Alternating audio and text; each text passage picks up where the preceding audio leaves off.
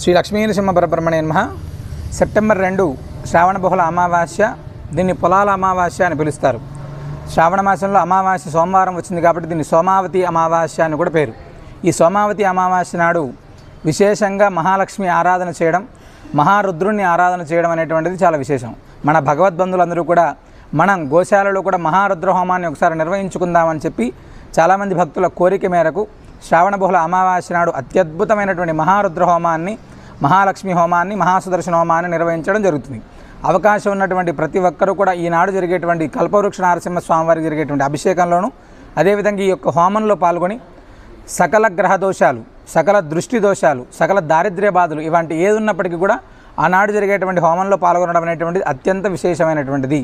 అవకాశం ఉన్నటువంటి ప్రతి ఒక్కరూ భద్రాద్రి దివ్యక్షేత్రంలో జరిగేటువంటి కల్పవృక్ష నరసింహ స్వామివారి సన్నిధిలో జరిగేటువంటి హోమంలో పాల్గొని స్వామివారి అనుగ్రహానికి పాత్రలు కాగలరు.